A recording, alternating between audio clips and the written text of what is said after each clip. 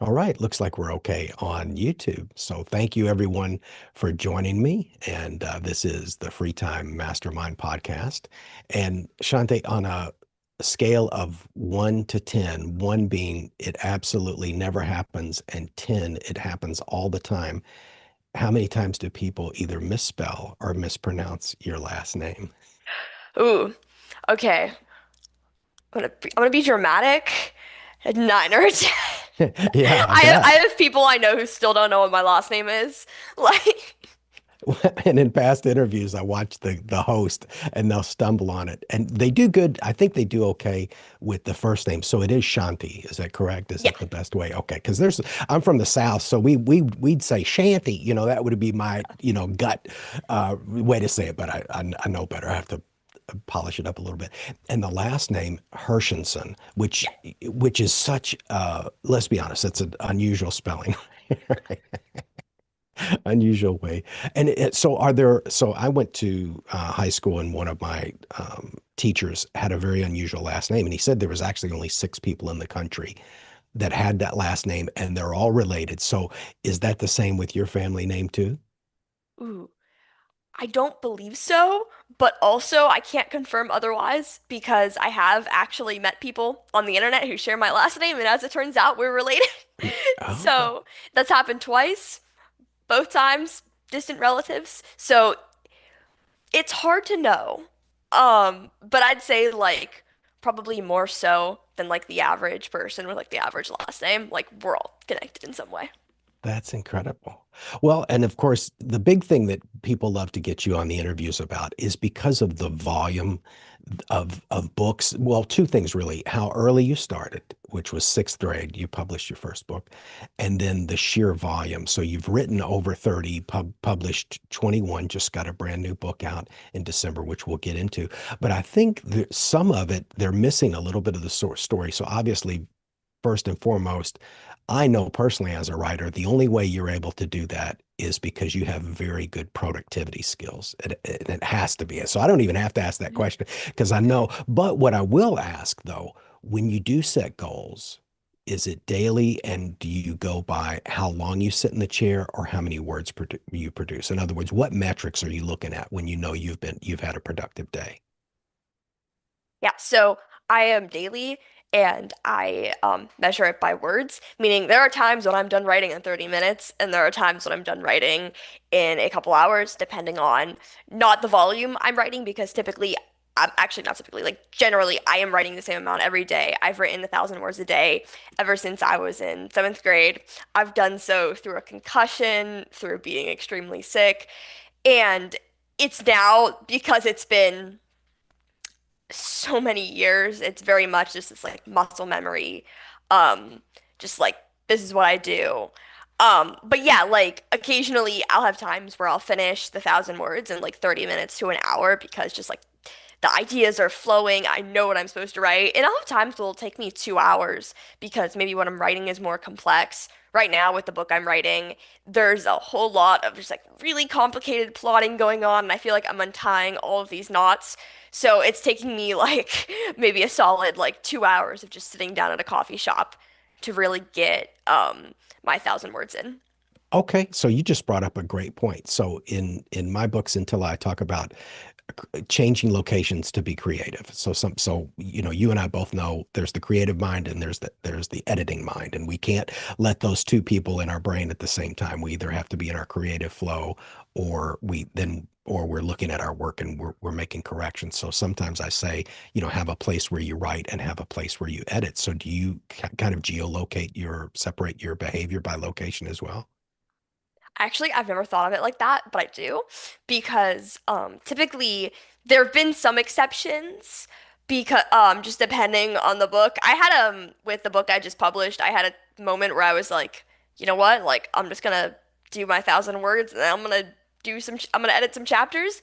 But usually I am at home when I edit, mainly because that's where I do Zoom calls with my editor. But I'm always pretty much writing outside of the house.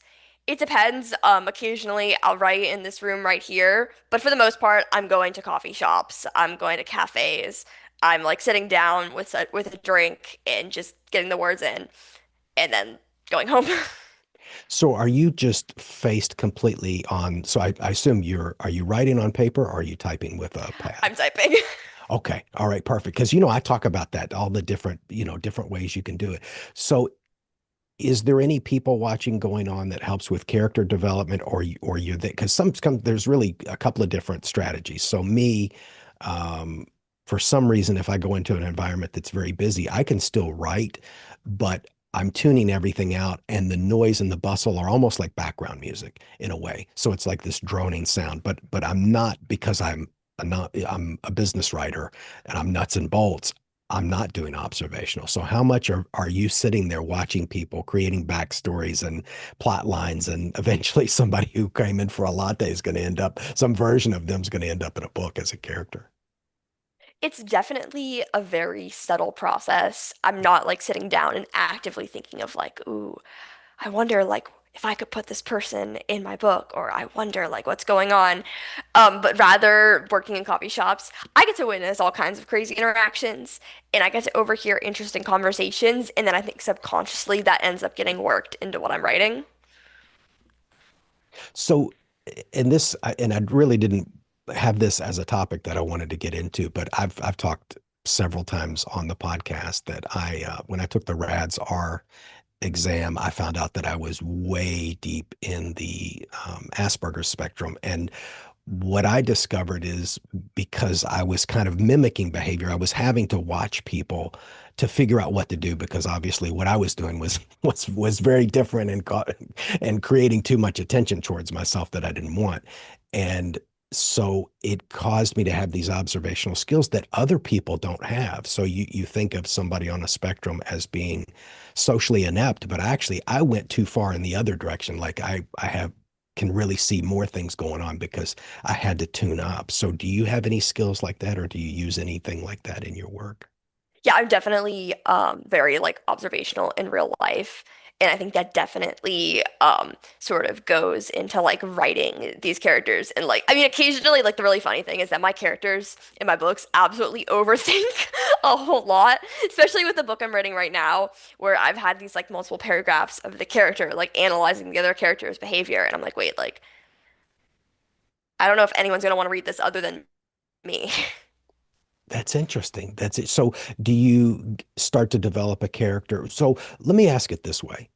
Are there plot lines or characters that you get into and then you drop them? What's causing you to, in other words, why would you give up on a plot line or why would you give up on a character? When you reach a certain point and you say to yourself, you know what, this isn't working. What's triggering in your mind when you're kind of abandoning projects or plot lines?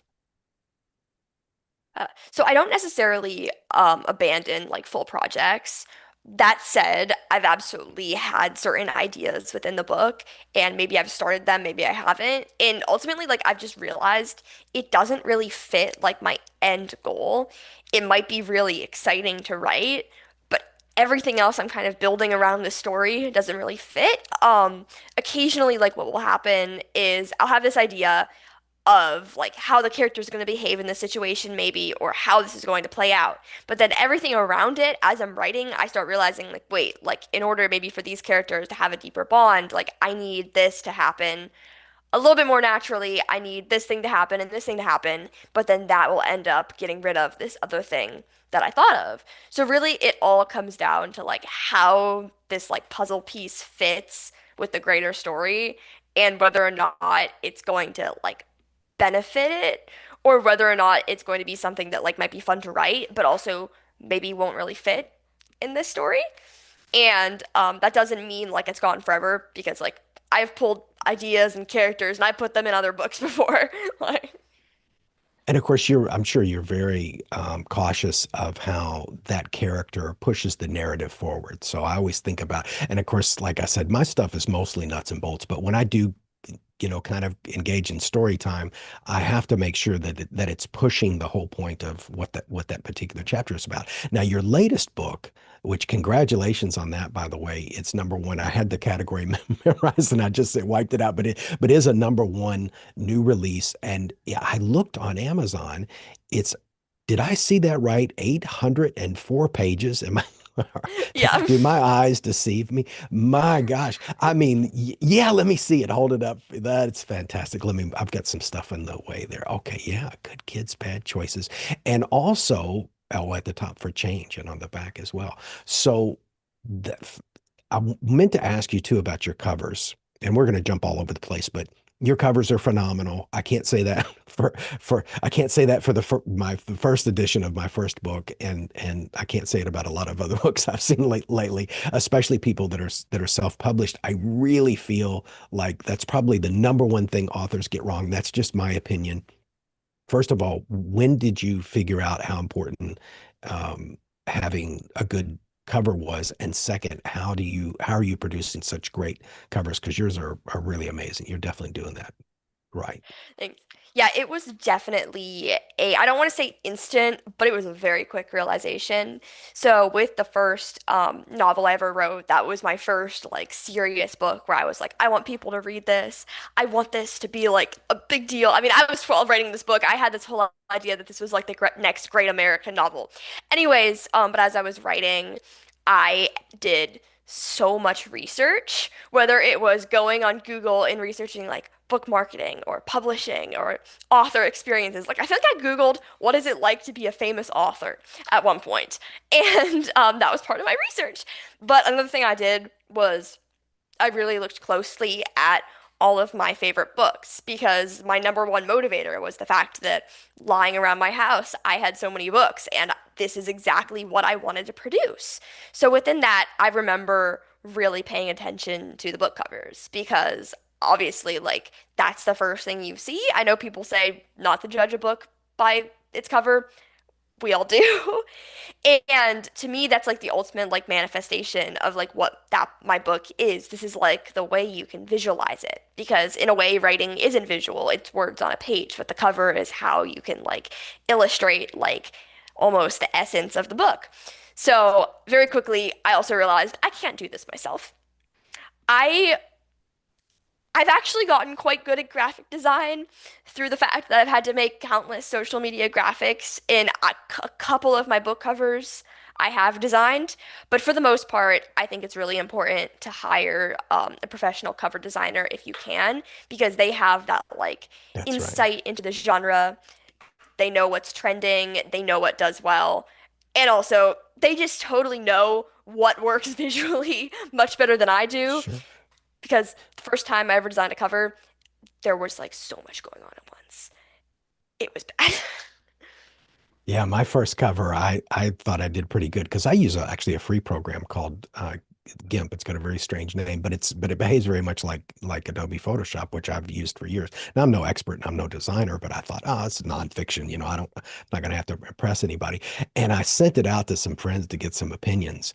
And wow, and I have really great friends, and boy, they roasted me. And they all said that the comments were about the same. And I thought, okay, yeah, this is universally bad because the feedback was very similar.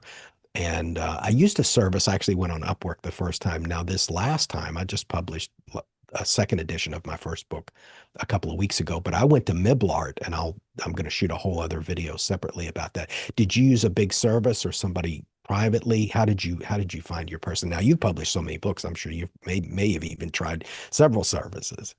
Yeah, I have a couple different designers just depending on the genre. Actually, probably my at least the designer that I've used the most is Miblart. Midlar. Um, Okay, great. yeah. So without giving your details, so we won't get into your numbers, but for people out there that are wannabe authors, how much do you think they should expect to spend for at least something that's going to give their book a shot to get purchased on Amazon as far as the investment, the cost of a good cover? All right. I'd say on average. So there are tons of cover designers out there that offer really amazing covers that are quite expensive. Um, but for me, on average, I'd say it's around $300, which truly isn't terrible. There are definitely I've definitely spent more on book covers. I've definitely spent less. But really, I think it's such an important investment because this is also how people like, in a way, assess the quality of your work. Because you can have this amazing, beautiful, well thought out book, but if the book cover is maybe just not that great, then people will just subtly like associate your book with the cover and think that maybe the writing in your book also like isn't as like professional. So I think it's such an important investment. But yeah, I'd say on average $300, maybe like th in the 300 to 500 range. But also overall, I believe like if I did the math, it's probably closer to like 300 or like below. Yeah, I think that's a good number. And of course, with Miblart, what they can do is because the cover size, a lot of people don't know this, but the cover size for your audio book is a different size. So Audible or ACX uses a square image, and obviously your book, like I'm in the business genre, so I'm pretty much everything I'm going to produce is going to be 5.5 by 8.5. So that's going to be the same, but I think the Kindle formatting size is different. So, unless you're really good at resizing your own stuff, you're going to need Miblart or Designer to give you several iterations, several different sizes for that same thing. And plus, Miblart has these great add-ons. I went Gonzo this last time, and I had them create some social media banners and things like. Because why not? And it was not much money, and they produced a whole lot more work.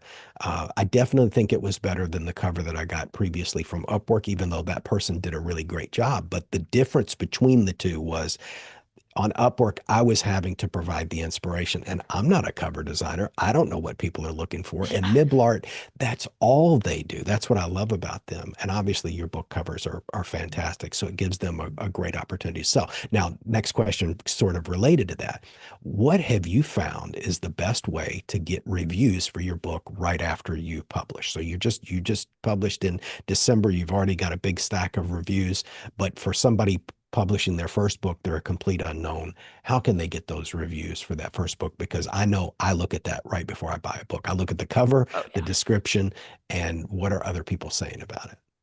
I'm gonna say there is nothing that I think I value more than reviews. That's how I actually assess the popularity of my books rather than the sales, is how many reviews it has. So for me, what I do is I have this like ARC reader program, and so I guess the first thing you need to do is just start posting a whole lot on social media, really build your platform. You don't have to have a crazy following. You just have to be able to connect with people. And also, you can go on Facebook groups and on Goodreads and basically offer a free advanced copy of your book, digital, in exchange for an honest review. And in the past, I've had several hundred people sign up. On the other hand, I've had um, times, particularly with my most recent book, I had a smaller pool of ARC readers because it is an 800-page novel. And that is not something that I'd want people to sign up for if they didn't think they could commit to it. But yeah, just being able to sort of reach a bunch of people who are interested and who will sign up. And then you send out the email or you send the book. And I typically like to keep in touch every week or so just to ask how it's going because then often I can have these really nice interactions with my readers. We can actually like have conversations. I can answer questions and I can get that really early feedback that lets me know like, okay, this book's in a good place. Like it's going to be okay. But all of that for the most part, and I've tried services, but for the most part, like that's just me posting a ton on different Facebook groups, on Goodreads threads, on Instagram and TikTok. But it does really pay off. And there are so many people, if you use the right hashtags, who are just going to find it and be really interested in reading the book because everyone loves free books. I'm surprised first and foremost that Amazon even allows reviews if you're not a verified purchaser of the book. That really shocked me when I realized that. The other thing too, you mentioned an ARC reader. Now I don't know off the top of my head what that means, but I do know that there are services very similar to like what you're talking about, like Pubby. I know that there are authors that have purchased that. How do you feel about that? So first of all, let me know what an ARC reader is and how that fits into these services where you can quote unquote pay for reviews. And I've been told you have to be careful with that, but it is Yeah. possible. You definitely have to be like super careful with that. An ARC reader is just an advanced reader copy. So it's typically Oh, like the group of readers that get the book early and leave honest reviews. I've definitely heard a bit about certain services and just being a little bit like sketchy because Amazon very much doesn't want reviews that are like paid. They don't want reviews that are like sort of dishonest. So as long as like a lot of the ARC readers, they'll state in the review that they received the book in exchange for an honest review. Otherwise, like typically it's okay. I believe it's like if you're getting like 1,000 reviews at once or like several hundred reviews at once and they're sure. all like insanely positive and then the sales aren't really adding up, that I think Amazon might flag it. Right. But the services, for the most part, if you can find a service that's trusted, and there are definitely some off the top of my head, I've used Book Sirens before. I've heard of That that. Okay. Yeah. Yeah. They're a competitor to Pubby. Slightly different, think, way that they reach, but yeah, very yeah. similar. Sorry. Go ahead. Oh, that like the services typically like they're trustworthy as long as they have good author outcomes, and there are tons of resources on different publishing forums about whether or not these services work, whether they're going to get you any reviews, and whether or not the reviews are going to be high quality and honest, or whether or not it's going to get your Amazon account flagged. So just as long as you do like really careful research, you should be okay. And so we've hit the really the major things, right? A good title doesn't hurt, but definitely a gorgeous cover, a good book description to entice people to read it, and then you want reviews on there, and then if you have all of that, possibly the sales may take care of itself. Now, as far as promotion, do you now the only thing I've read that really works as far as the highest return on investment to sell a book online is to buy Amazon ads. Everything else that I've analyzed as far as the back end data, the true sales data, nothing comes even close. Now, of course, there's organic strategies and there's other things you can do, but obviously with the ARC reader and the reviews, you have a very organic approach there. What is the marketing approach? Is it ads? Is it what's work? In other words, let me just ask it this way. What's working for you? Okay, so a lot of the time, this is going to sound so silly, it is trying to get as many copies in the hands of readers, whether or not I'm getting a return on the money. And the reason for that is because if you can get enough people talking about the book, reviewing it, telling their friends, even just, if you can get enough of those like discounted sales. So I do a lot of promotions where the book is going to be discounted, or even if the ebook is free. But then, as the reviews increase, so does the average like level of sales. I will say also, I've had a really great time, and I have really gotten a nice return on investment in doing events in person Oh, because there's something about sitting in the bookstore and just talking to readers that really makes them like want to buy your book. And I also do a lot of festivals, and the thing that's really cool about that, and I think that's almost equally as important as the actual sale itself, is that I can really get this clear picture of who my readers are. I now know like it's really weird, but like I kind of know like like these are the people that read my books, these are the people that have bought my books in person, that I've talked to about them, that have maybe returned to the same event a year later. And so now I have this clear picture of the people that I want to advertise to. I've wow. also done Okay. a lot on social media. That's been amazing, particularly TikTok. And I think the reason, especially, is because I'm a teenager. I read books for teenagers, and there is no app that is more dominated by teenagers than TikTok.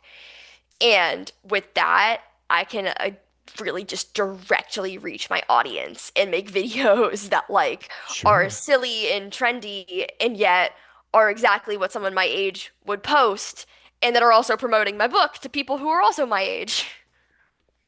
So when you're promoting on TikTok, is that the same as what people, because TikTok, obviously, I'm a Facebook. I actually just closed my Facebook and I'm honed completely into LinkedIn because those are my people. That's my audience. YouTube really and LinkedIn. But is your activity on TikTok the same as what they would call book talk, or is that a sub or a completely different subset of TikTok? Oh no, it is definitely very much what I do. I joined TikTok so I joined TikTok when I guess it was the summer before eighth grade. I'd had a TikTok account well before that. I created my writing account. in when I was 13. But I'd been observing these trends, and this was around the time when book talk turned into just like a silly group of readers to actually this huge like business thing where people are having conventions related to book talk, where it's like ascending just this online community. And it's been really interesting seeing it adapt. At the core, book talk is just the circle of the internet that talks about books. It's a little bit more abstract. It's not like this like concrete community. And ultimately, it started as a hashtag about book TikTok.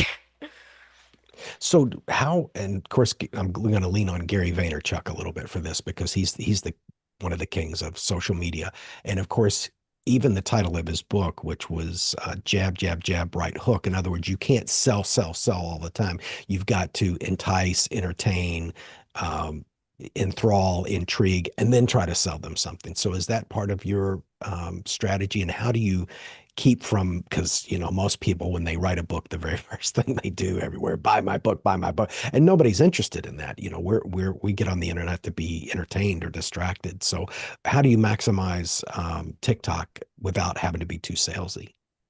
Yeah, I try to make videos that are maybe like almost entertaining about my book in the sense that I'll make a video and the video is me just sharing these characters. Because if I find that people can connect with the characters in my book, then they'll definitely be more interested in reading it. Another one that I just recently posted that did well was like, these are just things my book includes.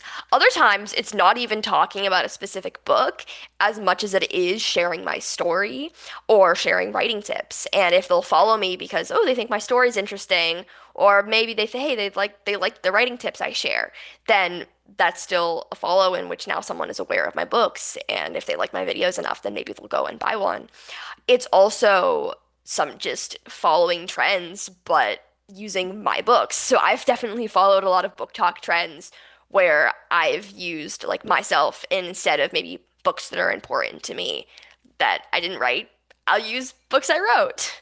And it's also like being vulnerable and talking, for example, about how like, hey, I have this new book coming out. I'm kind of scared to publish it. But that really lets people know that I'm human because I think on the internet also that's definitely something that's a bit of a struggle for people to understand. So then really just like being vulnerable and like showing like just every step of the process. That makes sense. You said something brilliant in a previous interview that I didn't even think about because I had already looked and I thought, my goodness, 804 pages. This is a massive book. And I was honestly, and I'm not a hardcore environmentalist. I'm an avid fisher, so I'm out in nature a lot. And I don't like the plastic floating around and that all that stuff bothers me. But I was thinking about, how many trees go into books. And I think on an interview you were saying you really push the digital. And I thought, yeah, that's brilliant. I mean, there's absolutely, other than it being on a hard drive somewhere with some electricity going to it, there's no environmental impact. Because I love audiobooks. I'd say 95% of my consumption is audiobooks. If somebody sends me a written book, there's a very low chance that I'm going to read it. And Kindle, I'm not crazy on either. But either way, audio or Kindle, these digital formats, virtually zero impact.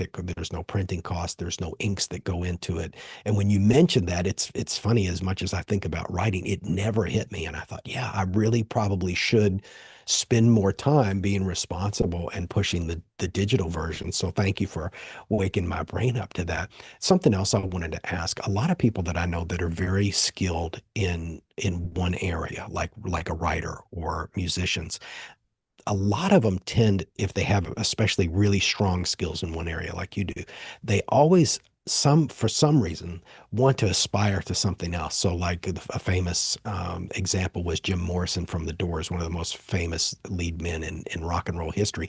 He wanted to be a poet. He really didn't want anything to do with rock and roll. So do you have that sometimes too, where obviously you're really in your wheelhouse as a writer, but do you want to be an actress? Do you want to be a screenwriter? Do you have something that's completely different that you have big aspirations for?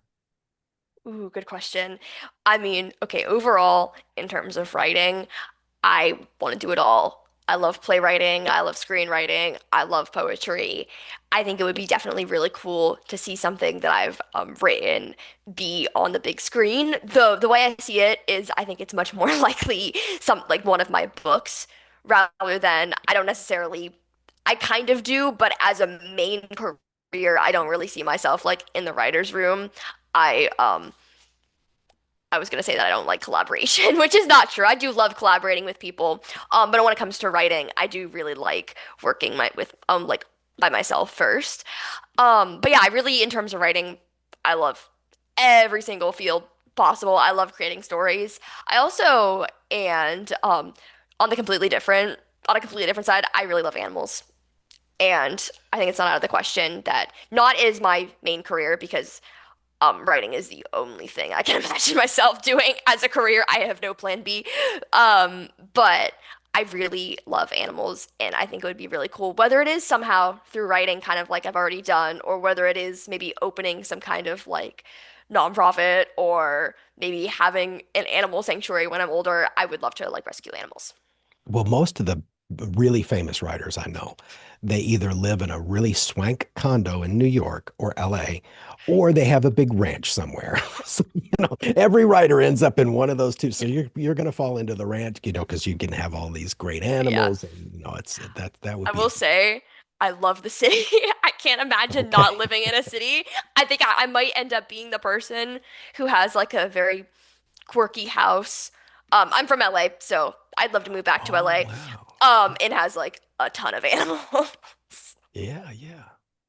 Wow, LA. And there's so many. So I think it's Stephen, pretty sure it's Stephen Pressfield, where he talks about, and I dealt with it too. I had a recording studio in the late 90s, and I was in San Antonio. And San Antonio is still to this day unusually large for rock and roll. So bands that couldn't pack anywhere in any other city that are from the 1980s can go down and pack a very large venue in San Antonio. So it has this unique market. But even then, artists weren't breaking out of there. So if you wanted to break out, you had to go to New York or LA. And if you're a country artist, you have to go to Nashville. So there's really nowhere else. It's hard to be in Orlando, Florida, for instance, and get signed and put yourself out there. And writers, that's pretty much New York City, maybe Chicago and Los Angeles. So do you agree with that assessment that sometimes location will help your career? If you obviously if you want to be an actor or actress, LA would probably be your only choice, maybe Atlanta. But for people thinking about that, how important is location for writers? I'd say it was definitely more of a thing a couple years ago, maybe a decade ago, 2 decades, 3 decades ago, because now everything is so virtual that I don't necessarily think it matters too much. Although it is very nice to get to go. I love going to the LA Festival of Books. I love going to all these events and meeting people. I live in San Diego now. We have a good amount of events. I'm actually moving to Philadelphia for college, and Wow. I think that there are plenty of cities that have these really great literary scenes, and that can help you. Philadelphia is one of them. Boston, obviously, like New York. I live in San Diego right now. I don't. We do have like a pretty strong literary scene, but I'm really excited for like the East Coast proximity to New York, and just like all of those opportunities that come with those cities being close together, and also like the amount of history those cities have. That's a very high population in a very small area, much more so than the West Coast. So even my podcast, I think in terms of things on the East Coast because I'm catching the most people. So a lot of these interviews that I'm doing, the 30-minute lives, I'm actually going to start pushing them a little earlier because right now we're probably getting more exposure, maybe the lunchtime and mountain time or maybe West Coast.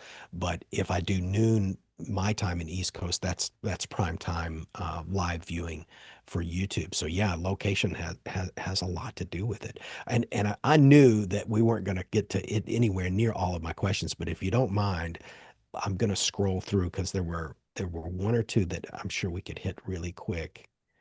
Um, and and I did notice on your profile, and I've said very openly, I'm a member on Podmatch, and I think that's been a great service. And I've met some wonderful people like you. And on your profile, you mentioned bullying, and I obviously because of Asperger's and other things, my childhood was different. I didn't get bullied in the classic sense of where anybody was violent or said anything awful to me. I was very fortunate in that regard, but I would get excluded from things. That was more of what I experienced. What is it that you experienced, and why do you think that is? Or did you see it mostly happening to other people? Yeah, I've definitely just throughout my life experienced different forms of bullying. I've experienced that like sort of exclusion, the subtle like, like oh, we don't want to like play with you. And then I've also experienced the more harsher that I was gonna say harsher, but that's not even necessarily true, but I've also experienced the much more stereotypical version of the like terrible, terrible things to say, the rumors and like the physical like violence. And truly, it's hard for me to know exactly in that scenario why, but otherwise, it's I think because maybe like the bully, can see like a student that's like slightly different, that has the different interests, that ooh is a little bit shy, and then that kind of made me like a little bit more of like that prime target. Also because like I was a really sensitive kid growing up. I got upset about a lot of things. I I used to like cry when people would step on bugs. So um that made definitely for that definitely made me more of like that sort of target. But also I'm really happy to be sensitive and empathetic. I think that's really important. It is. It is. Well, and I have a friend of mine whose daughter's very advanced for her age, and I was very advanced for my age in some ways. In social ways, I wasn't very advanced, but I was advanced in other ways. So for teenagers that are out there that are getting picked on because of whatever the reason is, what are some strategies you would suggest for them? Because obviously you made it through it. You're very successful, far more successful than a lot of people I know twice your age. So obviously they can look to you as, hey, you made it through, and then you passed up a whole lot of people. There are a lot of people that are 3 times older than you that aren't going to achieve the accolades that you've gotten. So, but what would you say to, let's say, the 14 or 15-year-old girl or boy out there that's having some trouble? Okay, first off, I know it feels like that. You're absolutely not alone. There are plenty of people that you can find that have experienced similar things. Maybe not the exact same thing, or maybe, um, but there you can still find people who like understand what you're going through, who you can talk to. And kind of relating to that is don't keep it in. Talk to someone, whether it's a parent, a family member, a coach, a teacher, an older sibling, a family friend, anyone that you trust, talk to. You know, speak up, get help because it's much harder to like keep it in and not know what to do. And I think it's also can be helpful to talk to someone who's older. Of course, you can also talk to friends, you can talk to siblings, but if you can find someone who's maybe like made it through, who's seen the other side, and that's like really, really, really helpful. That makes a lot of sense. I think the really good, even from a business perspective, I recommend that, like, let's say somebody even has a business goal. I say, you don't have to go talk to a billionaire. You just need to talk to the person who's made it one step further than you and figure out how they made that one step further, which is a lot easier. So that's the same thing too. You don't have to necessarily go to somebody who's 20 years old or somebody that's 2 years older, because you know how it is in grade school. In grade school, if somebody's 2 years older than you, they're ancient. They're like, they're, they're a guru. And in high school, there's not much difference there. Somebody 5 years older is so much older. So yeah, you don't have to necessarily talk to somebody's grandparents. Somebody just 2 years older might even have a better perspective. Now you've got so many books out there. The question I wanted to ask was, if you had 2 books to pick to introduce people to your content, and you can pick, because I know you're in multiple genres and people have different tastes, but if you could only pick 2 titles to try to entice people to get into your writing, what 2 books would you recommend? And if you don't mind, share the titles and the genre. Ooh, okay. I was like, I can think of three. But first Sure, take off, 3. I'm sorry, I'm gonna do three. I have like, so, Helipads in Heaven, very short, 100 something, 200 page, novella. And it's a really sweet, interesting book about an author who travels back in time to observe her younger self. And despite being just like slightly in the science fiction genre, it's pretty contemporary and it has those sort of like anti-bullying elements that are really prevalent in my book without being like very heavy and in a way hard to read. Another book, Pontus and Electra to the Depths of the Sea, it was book number 21, and it is this very sort of whimsical but like kind of sad and still slightly existential novel told in poetry about sharks that sort of highlights the sort of like environmentalism and that sort of commentary on social issues. And then if you're interested in getting into the sort of other side of my book, which is the super fun sci-fi fantasy that also does have a whole lot of real world elements, I'd probably recommend Little Green Man. It is a book about a girl who is hunting aliens in her small town and accidentally unravels this giant conspiracy. And it is a whole lot of fun. It's one of those books that's like easy to get through. And I mean, I also recommend Good Kids, Bad Choices. That is the 800-page book. That's number 22. That said, that book is definitely a large commitment. So, So that's actually the 22nd book. I thought this uh, most recent release was 21, but it's actually 22. Is that right? yeah, Wow. Did you go, just a quick follow up on the cover? Did you go back later and have any of the covers updated, or have you gone back and done any major revisions of your past work? I have. So for You Won't Know Her Name, which is the that was book 5. I originally, just because that was such a personal project for me, and that was a project that I really didn't intend on like doing well. I just wanted to publish it to put it out there because I was 13. So originally I designed the cover myself, and a couple months later I was like, you know what? Like this book is actually starting to gain traction. I'm going to get a new cover designed. For Good Kids, Bad Choices, this book actually had a very interesting run where initially I released it as a chapter by chapter book on Patreon. And I had a different cover on Patreon, but I just decided that to kind of do a rebrand to make it like more exciting, to sort of show the difference between the Patreon version and then the full like published for like actually like published like worldwide version. I had a new cover.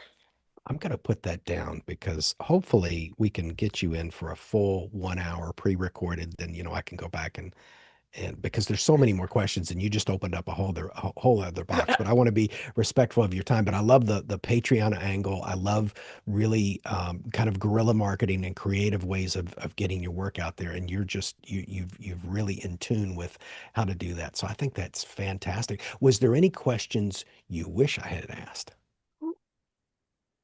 I mean, we covered a lot, so I don't think so. Well, if you don't mind, can you hold up your book again so everybody can see that? I do have your link to your site already in here, but yeah, Good Kids, Bad Choices, and it's number one, the number one new release in, I think it was teens, and it was a second category that I didn't memorize. So it's rocking. I mean, despite the size, which isn't intimidating to me, by the way, but that's fantastic. Yeah, and it's doing good. It's got tons of positive reviews just since December. I mean, January, we're barely in January, and you've already got, I think, 47 reviews, if my memory serves me correct. Oh yeah, wait. I'm trying to remember which book because I don't think Good Kids, Bad Choices has 47 reviews. Oh, it doesn't? Okay, maybe not. Maybe not. Let me take a quick I'm look. trying to remember which book does. I think that's Pontus and Electra to the Depths of the Sea on Goodreads I has see. around Yeah, like yeah. 47. And is all of your, oh, you're absolutely right. What do you think is how much of your I would say, I guess the sales platform is Amazon versus, because again, we can delve deeper into that in a completely separate podcast. But I'm 100% Amazon, but I know you probably um, are on Bonds or Noble and other places. So, in other Like words, let's just go with sales volume. Is it mostly Amazon or 99% Amazon. 99? Wow. Okay. So you It's just confirmed my yeah. strategy. I don't need to go anywhere else. Yeah. But It's like the books are available in other places, but I believe like the vast majority of them are Amazon. got it. Okay. Fantastic. Well, thank you so much. You were so generous with your time. I appreciate you going over a little bit so that we could get a more granular detail. Definitely come back for the one Oh, hour sit absolutely. down, pre-recorded, and then we can get more into the weeds. And thank you so much. I think this is fantastic. I know you're already working on something else, so I'll be looking for that one as well. Thank you so much for having me. Thank you. Have a great day. Bye-bye. Bye. Let's see. Okay, so the stream is ended, but we're Yeah. still on the chat. So thank you so much. Yeah, there